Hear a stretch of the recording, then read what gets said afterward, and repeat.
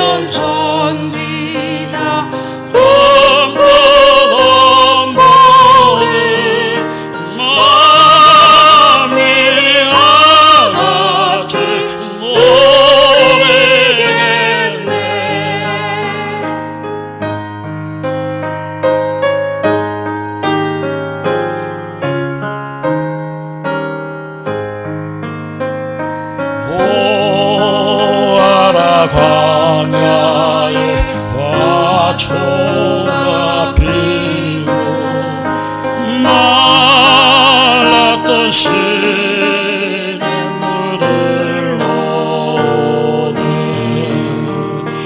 이 산과 저 산이 마주쳐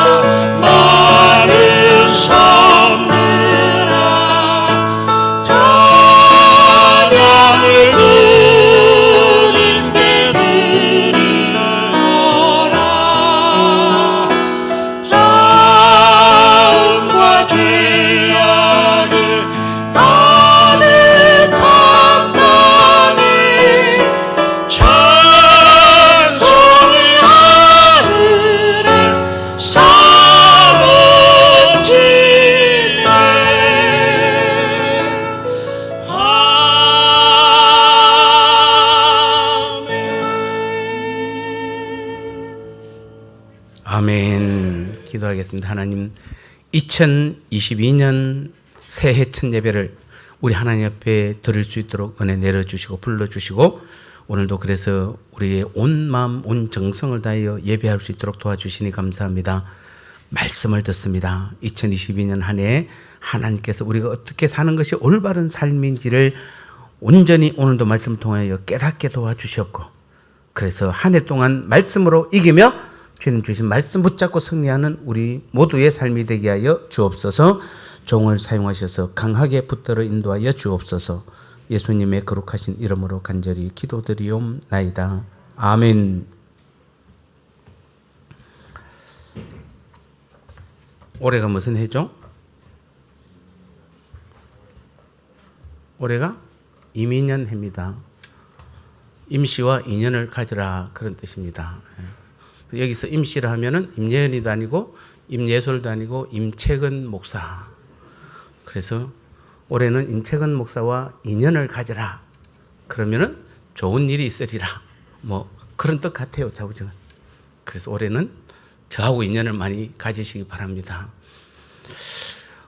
오늘 제목은 새해 꼭 잡고 가야 할 4가지. 이 4가지는 꼭 붙잡고 가시기 바랍니다.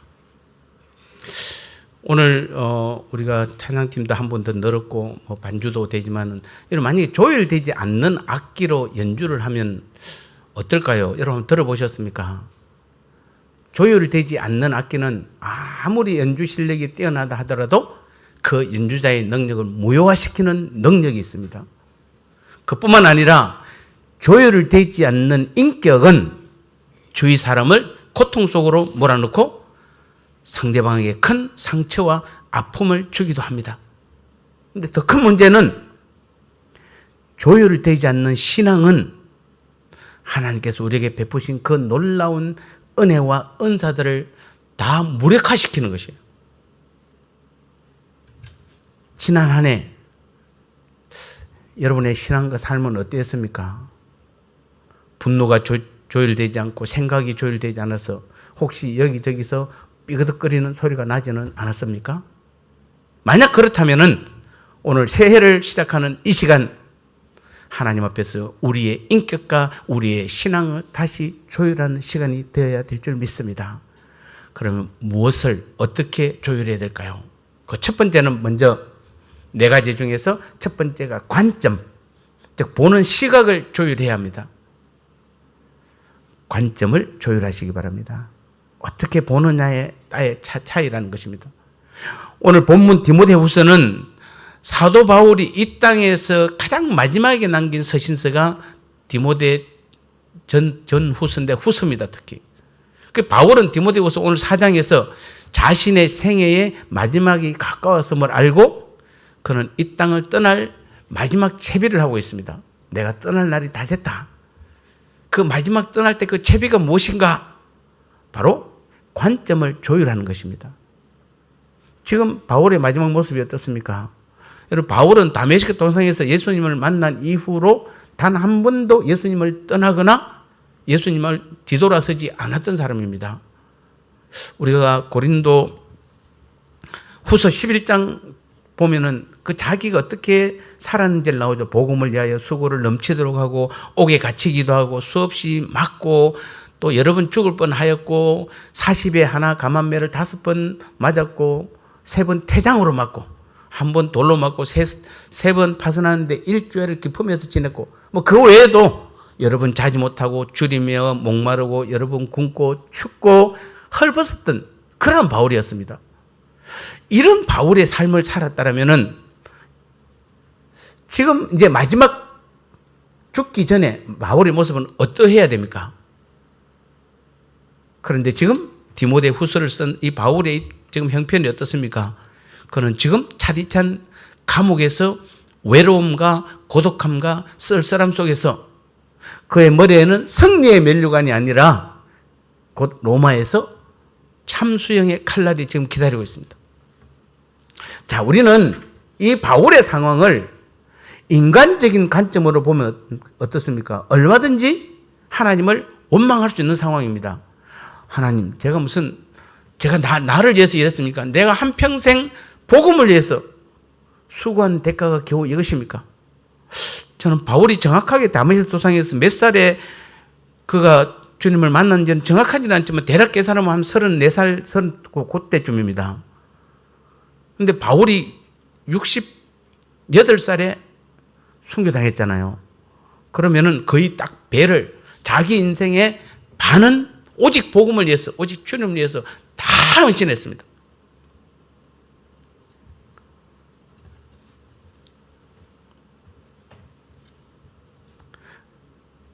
그런 바울이 내가 하나님 나한테 이럴 수가 있습니까? 라고 원망한다고 어느 누가 손가락질 할 수 없을 것입니다. 그런데 바울은 이 상황을 자신의 관점이나 인간적인 관점이 아닌 하나님의 관점에서 보았습니다. 여러분, 인생은 해석이에요. 내가 그 환경을 어떤 관점으로 해석하느냐가 우리의 삶의 질을 결정하는 것이에요. 많은 사람들이 환경이 자기의 삶의 질을 좌우한다고 생각합니다. 그래서 많은 경우 환경을 탓하고 자기 팔자를 탓합니다. 심지어 부모와 배우자를 원망합니다. 내가 좀 더 좋은 부모를 만났더라면, 내가 좀 더 나은 배우자를 만나 결혼했더라면 아마 내 인생은 달라졌을 거라고 이야기합니다. 그러나 우리 인생은 환경이 아니라 내가 가진 시각, 내가 어떤 관점에서 나를 보느냐에 따라서 좌우되는 것이에요. 여러분, 지난 1년 동안 여러분의 환경을 어떤 관점으로 보셨습니까? 자, 우리 1년 한번 돌아볼까요? 여러분, 성공했습니까? 사업에서? 혹시 직장에서 크게 높임을 받았습니까? 여러분, 자녀가 뭐가 크게 성공한 사람이 있습니까? 아니면은 여러분, 가족 중에서 특별한 아주 큰 일이 사법고시나 좌우지간 여러분 뭔가 큰 일들이 있었습니까? 어떻게 보면은 우리는 인간적으로 보면은 지난 한 해에 코로나로 여러 가지 때문에 어렵기만 어려웠지 정말 뭔가 드러낼 것이 없다라고 볼 수는 있을 것입니다. 근데 인간적인 관점, 세상적인 관점으로 보면 별로 달라진 것이 없지만은 하나님의 관점으로 보면 어떨까요? 한번 생각해 보셨습니까? 지난 한 해 그 어려운 와중에서도 우리는 때로는 현장에서 때로는 영상으로라도 우리는 하나님께 예배하려고 굉장히 여러분 노력을 많이 했고, 아침마다 영상 말씀을 나누면서 뭔가 여러분이 성경을 필사하면서 뭔가 여러분이 하려고 몸부림을 쳤잖아요. 그럼 하나님 관점에서 보면 작년 한 해는 성공이죠. 믿습니까? 실패입니까?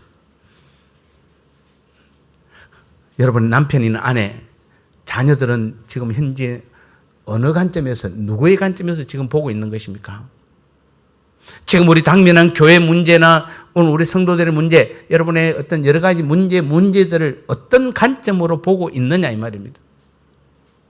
반드시 우리는 하나님의 관점으로 보셔야 돼요. 우리는 하나님 나라의 백성이고 하나님의 자녀잖아요. 그럼 우리는 모든 일을 뭐 해야 됩니까? 세상의 관점으로 보면 안 돼요. 인간의 관점으로 봐도 안 되고 내 관점으로 봐서도 안 돼요. 하나님의 관점으로 보셔야 돼요. 하나님의 관점에는 놀라운 승리가 있기 때문에 그렇습니다. 하나님으로 관점으로 본다는 것은 하나님의 사랑을 기초해서 보는 거예요. 여러분, 지난 한 해 동안 하나님의 사랑을 얼마나 받았어요? 여러분이 표현하지 못할 정도로 많이 받았잖아요. 내가 다 모르는 것까지도 하나님께서 나를 사랑하셨어요. 하나님께서는 태초에 인간을 만든 이후로 지금까지 단 한 번도 우리를 버린 적이 없고 사랑하지 않는 적이 없어요. 그 지난 한 해 나는 다 모를 정도로 하나님 나를 사랑하셨어요. 믿습니까? 하나님 우리를 사랑하셨어요. 우리는 작년 한 해를 볼 때 그 관점으로 보는 사람은, 즉 하나님의 관점으로 보는 사람은 나는 성공했어요. 저는 성공했어요. 진짜입니다. 저는 작년 한 해 매일매일이 설레임의 날이었습니다. 늘 기대감이 탄 그런 날들이었습니다. 물론 2022년을 시작하면서도 여전히 설레임으로 시작합니다. 여전히 올해도 하나님께서 나를 통해서 하실 일들을 기대하면서 살아요. 작년에 제가 매스컴에 7군데가 나왔는데 심지어는 8월 한 달 매일 나왔잖아요. 제가 생각지도 못한 일들이에요. 그래서 요즘 목사님들 모임 가면은 꼭 그런 말이 나와요. 그 말이 제가 하는 게 아니에요. 저는 기대도 안 했어요. 세상 사람들은 몰라요. 우리는 하나님 관점에서 해석하셔야 돼요. 하나님의 사랑이 우리를 작년에도 여전히 함께 하셨어요. 그러면 성공한 사람들이에요. 다시 말해서 우리는 예수 그리스도의 십자가를 통해서 환경을 보는 것이에요. 그 십자가를 보면 하나님은 나를 사랑하신다. 그 십자가에서 이게 흔들리면 안 돼요, 여러분. 다른 건 다 흔들려도 혹시 흔들려도 하나님이 나를 사랑하신다. 이거는 흔들리면 안 돼요. 자녀들이 부모에게 야단을 맞아도 반드시 붙잡아야 할 것은 뭐죠? 엄마 아빠는 나를 사랑한다는 사실이에요. 자녀들이 부모한테 막 매를 맞고 야단을 맞을 때에 저 부모가 나를 사랑 안 해서 그래. 내 진짜로 사랑 안 해서 때렸다라면 아마 심각한 문제가 생길 겁니다. 이거 놓치면 심각해요. 마찬가지입니다. 우리도 아무리 힘들고 어려워도 내 머리로는 다 이해할 수 없는 상황이 있다 하더라도 우리가 반드시 놓치지 말고 꼭 붙잡아야 할 것이 있다라면은 하나님은 변함없이 나를 사랑한다는 사실이에요. 그 확실한 증표가 바로 십자가예요. 십자가에서 우리는 두 가지를 볼 수 있어야 돼요. 하나는 십자가를 볼 때마다 우리는 반드시지만 하나는 하나님께서 죄를 엄청 미워한다는 것이에요. 올해 여러분이 하나님이 가장 싫어하는 게 뭐죠? 죄를 짓는 거잖아요. 죄를 싫어하세요. 여러분 죄만 안 지어도 성공한 것이에요. 물론 죄 안 짓고 살 수는 없겠지만 그 십자가를 통해서는 하나님 첫 번째는 죄를 미워한다는 사실이고 두 번째 십자가가 주는 가장 큰 의미는 하나님이 우리를 사랑하신다는 것이에요. 이게 이 두 가지가 보여야 되는 것이에요. 사랑하는 성도 여러분, 우리에게 참으로 중요한 것은 오늘도 내가 주님을 사랑한다고 말하기 전에 그래서 주님의 사랑을 먼저 아는 것이 더 중요해요. 여러분 주님을 사랑하세요? 아멘 하지만 얼만큼 사랑하세요? 이게 지금 문제입니다. 여러분 다 사랑하세요. 아멘 합니다. 실제로 여러분도 주님을 사랑해요.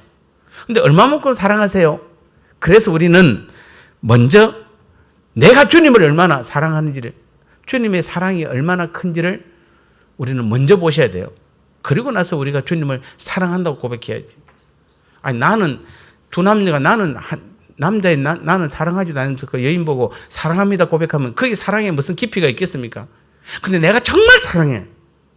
정말 사랑해요. 그래서 사랑한다고 고백하면은 그 깊이는 엄청 깊은 거잖아요. 오늘도 우린 주님의 사랑 가운데 가시기 바랍니다. 왜 이런 환경에서 태어나게 하셨는가? 나는 다 이해할 수 없지만은 그럼에도 불구하고 주님이 나를 사랑하신다. 이러한 관점으로 우리의 시각을 조율하셔야 되는 것이에요. 그런 관점으로 바라보셔야 돼요. 똑같은 환경에서도 망가지는 사람이 있고 오히려 성공하는 사람이 있습니다. 이 차이는 바로 관점의 차이예요. 인생은 관점이에요. 인생은 해석이에요. 그러니까 실패해도 어떤 사람은 뭐죠? 그것을 하나님의 사랑으로 해석한 사람은 성공하는 것이에요, 오히려. 그런데 성공했지만은 세상 관점으로 바라보면 그건 실패한 것이에요. 그래서 우리의 인생은, 적어도 믿는 자의 인생은 어떤 시각으로 보느냐에 따라서 성공과 실패가 좌우되는 것이에요. 오늘 우리 2022년 새해를 시작하면서 나의 관점을 다시 한번 하나님의 관점으로 여러분 조율하시기 바랍니다. 나의 시각을, 그래서 우리는 기도해야 됩니다. 하나님, 나의 관점을, 내 보는 시각을 철저히 하나님께 맞추게 하여 주옵소서. 이 기도를 우리는 하셔야 돼요. 신년 새해 여러분이 정말 기도해야 될 것이 이 부분이에요. 맨날 복 많이 받으세요. 복 많이 받으세요. 새해 복 많이 받으세요. 물론 뭐 새해 복 많이 받는 거 좋기는 합니다만은 정말 우리가 기도해야 될 것은 무엇이다? 내 관점이 올해는 어떤 일이 일어나도 그 삶 가운데서 하나님의 관점으로 보게 하여 주옵소서. 하나님 관점으로 보면 세상이 달리 보이는 것이에요. 두 번째는 우리는 믿음을 조율해야 합니다. 디모데후서 오늘 4장 8절에 보니까 이제 후로는 나를 위하여 의의 면류관이 예비되었으므로 주 곧 어려우신 재판장이 그날에 내게 주실 것이니 내게만 아니라 주의 나타나심을 사모하는 모든 자에게니라, 이렇게 말하고 있습니다. 자, 바울은 인간의 관점, 세상 사람들의 관점으로는 실패한 인생같이 보였지만 그는 믿음으로 바라보았습니다. 그래서 나를 위하여 의의 면류관이 예비되었음을 바라보았습니다. 지금 그 감옥에 있는 사람들이나 혹시나 제자들까지도, 심지어는 믿는 성도들까지도 마지막 바울의 모습을 보면서 어떨까요? 혹시 바울이 하나님 버림받은 거 아닌가? 라고 볼 수도 있을 것입니다.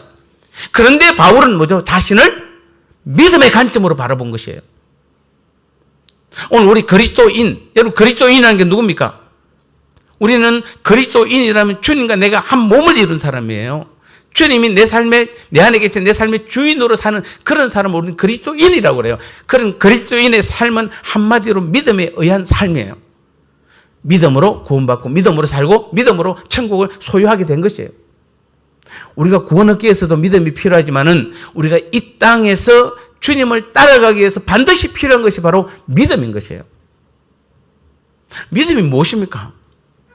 믿음이라는 것은 하나님께서 말씀하신 것은 반드시 이루신다는 것을 알고 전적으로 하나님을 신뢰하는 것이, 그것이 믿음이에요. 그래서 그 믿음은 반드시 근거가 있는데 그 근거는 하나님의 약속이에요. 어떤 사람 이런 분이 있습니다. 하나님께서 말씀하지도 않았는데 내가 믿습니다. 그것은 믿음 아니에요. 우리가 많은 실수가 이 부분입니다.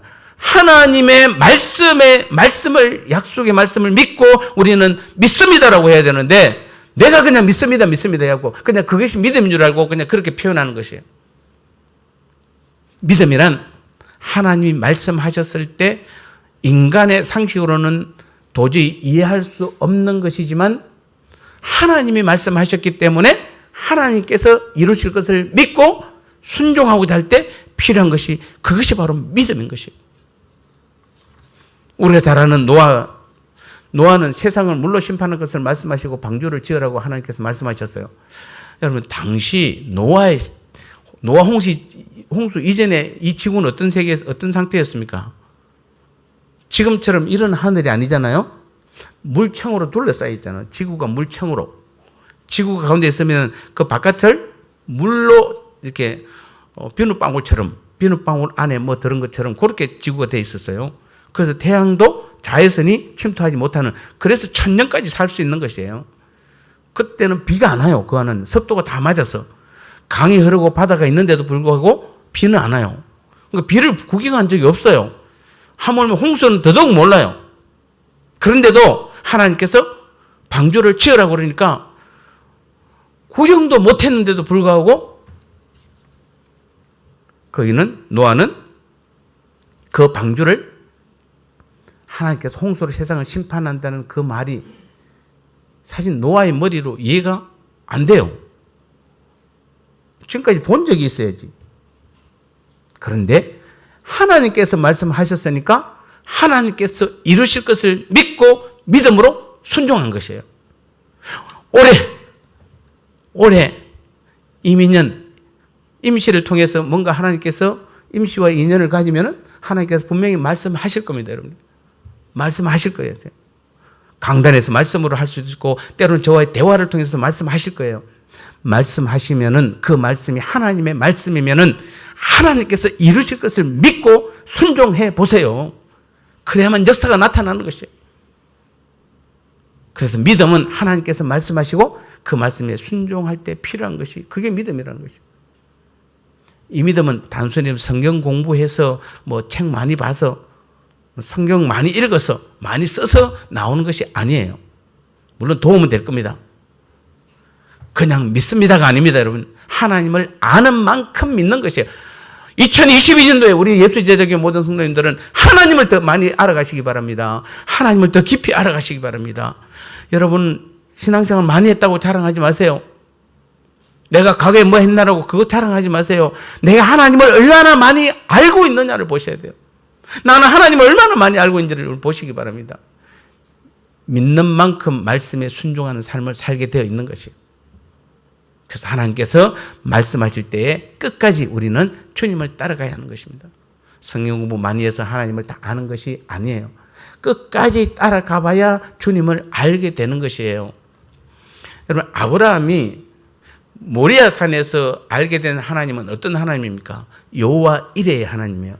여호와 이레가 무슨 뜻입니까? 이레가 예배하다 이런 뜻이잖아요. 주님 내 길 예배하시니 여호와 이레.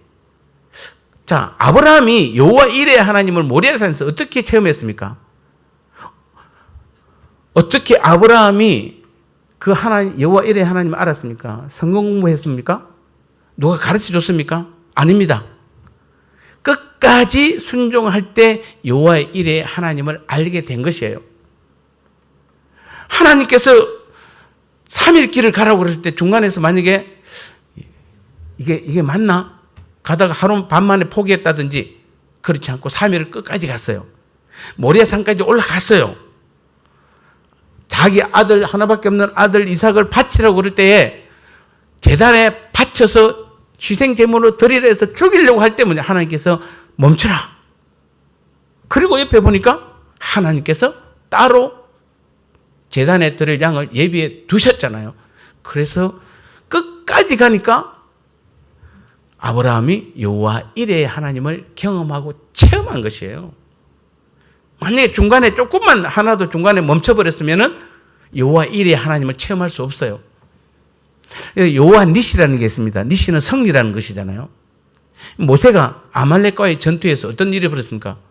손을 이기면 이스라엘이 이기고 손을 내리면은 이스라엘이 져고, 이게 정말 모세에게는 결국 쉽지 않는 것이에요. 아니 어떻게 전쟁하는데 지금 애들 장난하는 것도 아니고 내 손을 올리면은 이스라엘이 이기고 내 손을 내리면은 이스라엘이 지고, 이게 말이 됩니까 이게? 그런데 끝까지 아론과 훌이 양쪽에 손을 잡고 모세의 팔이 내려오지 않도록 하루 종일 붙잡고 있으니까 진짜로 그 전쟁에서 이스라엘이 이겼어요.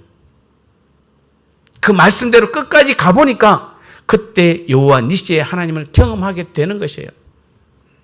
그때 하나님의 승리를 경험하게 된 것이에요. 우리는 끝까지 가봐야 합니다. 끝까지 가봐야 승리가 있습니다. 가지 않고는 알 수 없습니다.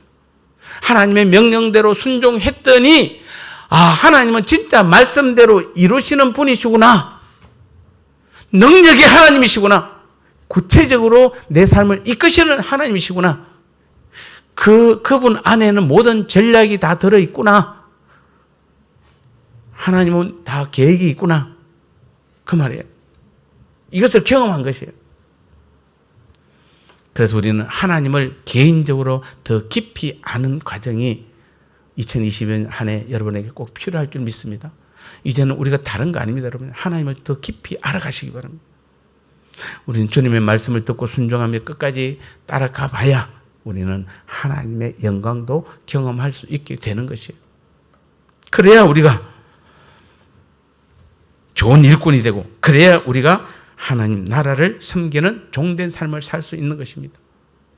오늘 한 해도 이러한 믿음으로 여러분의 믿음이 조율되시기를 축복합니다. 세 번째는 우리는 관계를 조율해야 됩니다. 오스카 톰슨이라는 사람이 이 땅에서 가장 중요한 단어가 있다면 그것은 관계다 이렇게 말했어요.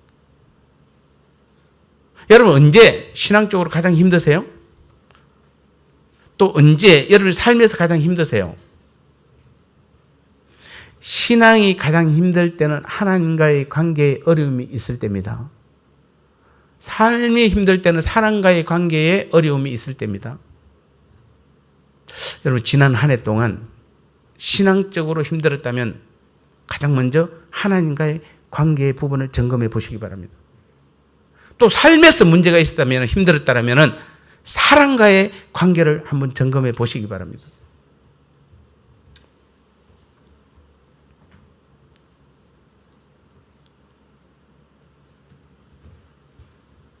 만약에 그래서 우리는 사람과의 바른 관계에 어려움이 있다면 하나님과의 관계를 조율해야 됩니다. 왜냐하면 사람과의 관계가 바르지 않으면 하나님과의 관계가 안 되기 때문에 그렇습니다. 사람과의 관계와 하나님과의 관계는 동전의 양면과 같습니다. 그래서 우리는 오늘 본문의 바울도 사람과의 관계를 조율하는 모습을 보게 됩니다. 디모데후서 4장 11절 보면 네가 올 때에 마가를 데리고 오라. 저가 나의 일에 유익하니라 이렇게 말하고 있습니다. 여러분 마가와 바울의 관계를 혹시 아십니까? 바울이 1차 선교 여행 때 바나바와 함께 마가를 데리고 갑니다. 그런데 마가는 1차 전도 여행 중에 그 멜리데 섬으로 가자마자 바로 돌아가 버립니다. 너무 힘들어서. 근데 2차 선교 여행에 바울은 바나바와 한조가 되었어요. 그런데 가는 날 갑자기 바나바가 마가를 데리고 나타나는 겁니다. 이 마가 같은 경우에는 1차 때 실패했기 때문에 2차 때 또 따라 나선 것은 자기가 얼마나 진짜로 회개하고 얼마나 굳은 마음을 가지고 따라왔겠습니까? 그런데 바울은 마가를 보자마자 뭐라고 합니까? 못 데려간다. 바나바는 데려가자. 못 데려간다. 1차 때 보지 않았느냐? 또 데려갔는데 선교에 방해받으면 어떻게 하느냐? 안 된다. 그래서 결국 바울과 바나바가 크게 다투는 장면이 성경에 나와 있잖아요. 그래서 결국 두 사람은 따로 선교 여행을 떠난 것입니다. 마가는 지금으로 말하면 바울에게 찍힌 것이에요. 사랑하는 성도 여러분, 여러분이 찍은 사람 혹시 없나요? 저 사람은 무슨 말 해도 나는 말 안 들려. 아무리 좋은 말 해도 나는 싫어. 우리 교회 안에 그런 성도 있습니까? 제가 이 교회 와서 3년 동안 제일 힘들었던 게 그 부분이에요. 왜 이렇게 찍은 사람들이 많은지. 누가 누구를 찍고 누가 누구를 찍고 누가 누구를 찍고 누가 누구를 낳고도 아니고. 그래도 여러분 지금 우리가 많이 좋아졌습니다. 여러분 찍지 마세요. 누구 찍지 마세요. 마가는 바울에게 찍혔어요. 그러니까 그 뒤에 마가와 바울의 관계는 성경에 잘 안 나와 있습니다. 그런데 바울은 이 땅을 떠나기 전에 네가 올 때에 마가를 데리고 오라. 저가 나의 일에 유익하니라. 즉 뭐죠? 옛날에는 찍었는데 지금은 다 용서한 것이잖아요. 다 버린 거예요. 다 해결한 것이에요. 여러분 가족끼리 또는 성도 간에 또 직장이나 사업 파트너 간에 불편한 관계가 있습니까? 찍지 마세요.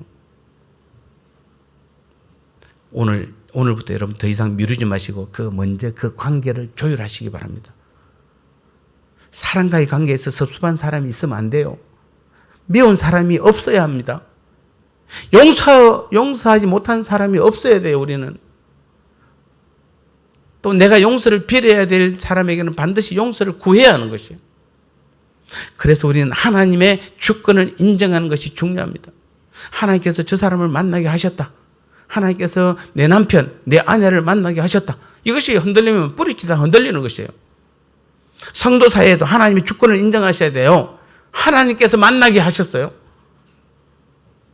저 임 목사, 저 박장로, 윤장로, 저 이건사, 김건사, 박건사, 김집사, 이집사, 내가 미워하는 저 사람들 왜 만나게 했을까요? 하나님께서 만나게 하셨어요. 왜 만나게 했을까요? 내게 꼭 필요한 사람이기 때문에 그래요. 내게 필요했기 때문에 하나님께서 그 사람 만나게 한 것이에요. 이게 하나님의 주권이에요. 우리는 하나님의 주권을 인정해야 돼요. 그래야만 사람과의 관계가 조율이 될 수 있어요. 안 그러면 여러분 미워하는 게 없어질 수가 없어요. 어떻게 내가 저 사람 한번 미워하면은 우리도 인간인데 그게 어떻게 없어집니까? 그런데 하나님께서 나를 위해서 저 사람을 이 교회에 보내주었다 라고 믿으면은 우리는 얼마든지 그 관계를 조율할 수 있는 것이에요. 다시 한번 말씀드립니다. 여러분들 새해를 새롭게 하나님의 은혜 가운데 시작하기 위해서는 반드시 잘못된 관계를 회복하셔야 돼요. 이것이 회복되지 않고는 여러분의 신앙도 삶도 새롭게 새 출발은 기대하지 말아야 되는 것이에요. 마지막 네 번째는 필요를 조율해야 합니다. 디모데후서 4장 오늘 13절을 보니까 네가 올 때 내가 들어와 가보의 집에 둔 겉옷을 가지고 오고 또 책은 특별히 가죽 종이에 쓴 것을 가져오라 이렇게 말하고 있습니다. 자, 바울은 지금 디모데에게 두 가지를 가져오라고 부탁합니다. 겉옷과 책. 책은 어떤 책입니까? 가죽 종이에 쓴 책, 성경책이죠. 즉 하나님의 말씀과 겉옷을 함께 가져오라고 얘기합니다. 무슨 말입니까? 우리에게는 영적인 필요만 있는 것이 아니라 육체적인 필요도 있음을 알아야 하는 것이에요. 여러분 말씀도 중요하지만은 겉옷도 필요합니다. 왜냐하면 우리는 인간이기 때문에. 그래서 예수님 우리에게 일용할 양식을 달라고 강구하라고 분명히 말씀하셨어요. 왜냐하면 우리는 여러분 믿음 있는 사람은 안 먹어도 삽니까? 여러분 보시기에 제가 지금 안 먹고 사는 것 같습니까? 그냥 맨날 말씀만 연구하고 말씀만 먹고 그냥 그걸로 사는 것 같습니까? 은혜로만 사는 것 같아요? 저 만약에 하루만 굶어 놓으면은 여러분 하루 금식해 보셨죠? 세상에서 제일 많은 게 뭡니까? 식당이에요. 보이는 건 식당밖에 안 보여요. 왜 이렇게 식당이 많은지 몰라. 하루 굶어 보면 알아요. 우리에게는 영적인 것도 필요하지만 육체적인 것도 동시에 채워져야 하는 것이에요. 영이 우리의 육신을 움직이는 것도 사실이지만은 때로는 내 몸이 내 영을 움직이게도 하는 것도 사실이에요. 여러분 몸이 아프면은 기도하고 싶어도 기도 안 돼요. 몸이 아프면은 신앙생활 하고 싶어도 못 해요. 다시 말한다면 운동은 하나님의 말씀만큼이나 중요합니다. 휴식은 기도만큼이나 중요합니다. 어떤 사람들은 그냥 믿는 사람들은 그냥 운동도 안 해도 된다고 그러고 그래 지금 우리 은퇴하는 목사님들 보면 죄송합니다. 좀 불쌍한 목사님들이 많아요. 보면 옛날에는 운동 간다고 무슨 목사님이 운동 가냐고 그러고 예, 돈 좀 모으려고 그러면 목사님 무슨 돈 모은다고 그러고 그 집도 없어. 운동 안 해서 몸도 약해져 있어. 은퇴할 때 되니까 아무것도 없어요. 여러분 믿는 자들도 우리는 인간이기 때문에 뭐 해야 됩니까? 휴식도 가져야 돼요. 휴식 가지세요. 옛날에는 막 일주일 거의 내 모였어요. 아시죠? 우리 옛날에 딱 보니까 제가 옛날에 대학 때는 하루 딱 빼놓고 다 모이더라고요. 일주일 내내. 새벽에 모이고 수요예배 금요기도에 주일날은 밤 10시 반에 성가대 연습 마쳐요. 그리고 또 월요일날 또 출근해야 되잖아요. 이게 뭐 사람 죽이는 거지. 올해는 안 죽일 테니까 휴식하시기 바랍니다. 기도도 중요하지만 휴식도 필요합니다. 하나님 말씀도 중요하지만 운동도 필요합니다. 많은 사람들이 그렇게 생각하는 성도들이 많습니다. 기도는 열심히 해야 한다고 생각하지만 휴식은 필요하지 않다고 생각합니다. 그게 아니에요. 우리는 필요의 존재예요. 지난 한 해 여러분의 부족한 부분이 무엇이었습니까? 올해 여러분이 진정 필요한 부분이 무엇인지를 다시 한번 보시기 바랍니다. 내가 몸이 약해서 운동이 필요한지, 내게 휴식이 필요한 건지, 아니면 내게 뭔가 말씀으로 영적으로 충만하게 채워야 될 말씀이 부족한지, 그렇다면 여러분은 말씀을 채우기를 우리는 간절히 사모해야 되는 것이에요. 결단하셔야 되는 것이에요. 중보기도, 경건의 삶 또는 육적인 필요가 있을 것입니다. 건강이었습니까? 물질이었습니까? 공부가 필요합니까? 그 필요를 위해서도 우리는 반드시 조율하셔야 돼요. 그래서 저는 월요일하고 목요일 오후 3시부터는 어떠한 일이 있더라도 저는 운동을 가요. 무조건. 아무리 추워도 가요. 올 겨울에 추워서 안 간 날은 없어요. 여러분 혹시 월요일 목요일 되게 추운 날이 있으면 이 시간에 우리 목사님 운동하고 있구나. 그 생각하시면 돼요. 제가 몸이 건강해야 저도 건강한 목회를 할 수 있잖아요. 또 때로는 쉬어야 돼요. 어떤 목사님도 저보고 합니다. 맨날 어디 다닌대. 어떤 분은 또 맨날 교회만 있대. 그 사람이 볼 때 맨날 교회에 있을 때 보고 어떤 사람은 내가 맨날 다니는 것만 봐서 그래요. 저는 다닐 때는 다니고 또 공부할 때는 공부하고 이게 적절하게 잘 이루어져야 돼요. 여러분요. 우리는 오늘 결론적으로 말씀드리겠습니다. 2020년 한 해 4가지 반드시 필요한 4가지 조율을 오늘 말씀드렸습니다. 이 한 해 우리가 꼭 잡고 가야 될 이 4가지를 다시 한번 점검해 보시고 느슨해질 때마다 여러분 새롭게 투닝하시기 바랍니다. 투닝이라는 것은 음이 틀리면 새로 맞추는 것이에요. 새로 맞추세요. 믿음이 필요하면 믿음을 맞추고 관점이 잘못돼서 관점을 새로 하나님께로 맞추시고 건강이 약하면 운동하시고 휴식이 필요하면 휴식하시고 내가 말씀이 약하면 말씀에 집중해 보시고 그래서 오늘 이 한 해도 우리의 연주자 되신 하나님께서 2022년 한 해 우리의 인생을 가장 아름답게 연주할 수 있는 그러한 믿음의 삶이 될 때 하나님께서 가장 기뻐하는 2022년 한 해가 될 줄 믿습니다. 하나님 아버지 감사합니다. 그렇습니다. 오늘 이 새해에 반드시 조율해야 될 4가지에 대해서 분명히 말씀해 주셨습니다. 다시 한번